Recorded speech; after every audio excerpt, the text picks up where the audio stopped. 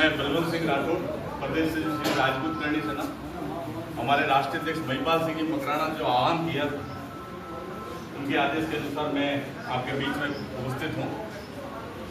इसलिए हूँ क्योंकि जब तक नेशनल लेवल के संगठन का प्रेशर नहीं होगा तब तक ये स्थानीय लोग, स्थानीय प्रशासन कोई नहीं करेंगे। उदाहरण के तौर पर आपको दिखाते हुए गणपत सिंह की हत्याकांड 18 महीने लगे सुलझाने में।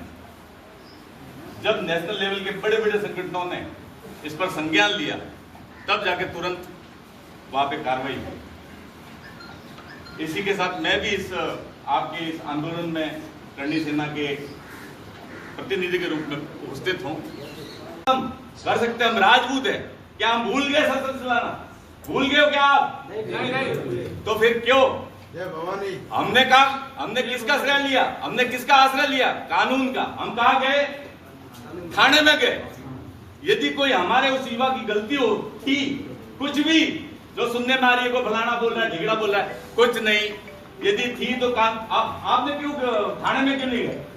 जैसे हम राजपूत इस लोकतंत्र की मर्यादा में रह गए, थाने का आश्रय ले रहे हैं, तुम क्यों नहीं गए?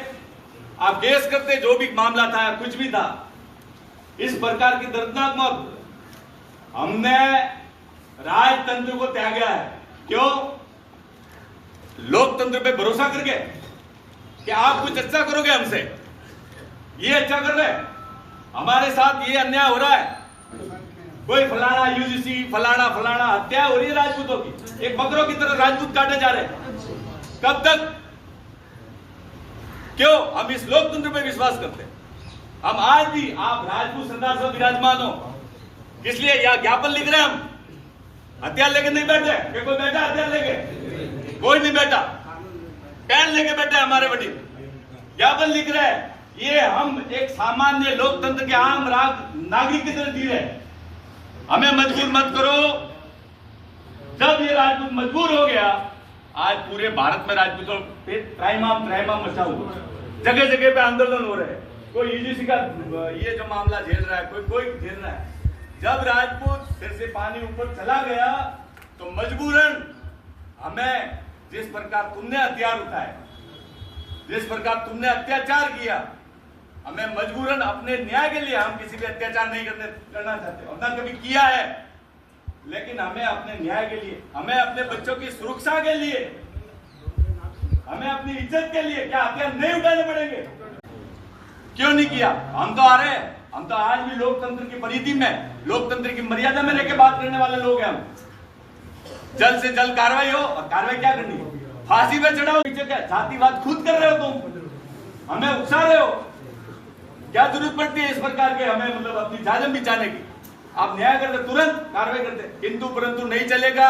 ज्यादा भाषण तो नहीं दूंगा साहब, फोन बोलता है, ये भाषण देने का वक्त नहीं है। ये हमें हर राजपूत युवा को जागृत होने का वक्त है। और जागृत रहो तो अस्तित्व बनेगा। मिलजुल के रहो, एकत्रित रहोगे। नहीं तो इसी तरह, मुझे मेरे एरिया में लोग कहते हैं अगले वाला कौन था? मैंने कहा राक्षस था। अरे उसकी जाति राक्षस थी। कोई जाति ऐसे की कोई जाति होती है क्या? ऐसे लोगों की कोई जाति होती है क्या? नहीं होती। जातिवाद में मत बांटो, ये बांटने की कोशिश मत करो। ये राक्षस थे और राक्षस सभी जगह जन्म लेते हैं। तो राक्षस की कोई जाति नहीं होती, उसका तो तुरंत इलाज करना पड़ता है।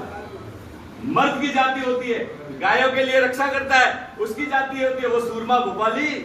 कहाँ पैदा होता है आप सबको मालूम है। जो ब्राह्मणों की रक्षा करते हैं, जो स्त्रियों की रक्षा करते हैं, जो गौ माता की रक्षा करते हैं, हम उस कौम से आते हैं।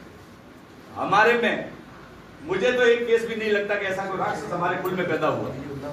जितनी दर्दनाक मौत किसी युवा को देता हूँ, शर्म नहीं है उसको? दया नाम की चीज है।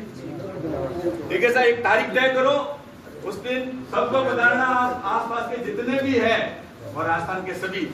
मैं मेरे राष्ट्रीय अध्यक्ष आदरणीय महिपाल सिंह मकराना से यहाँ की रिपोर्ट पेश करूंगा और खुद पधारेंगे। आदरणीय महिपाल सिंह मकराना पधारेंगे।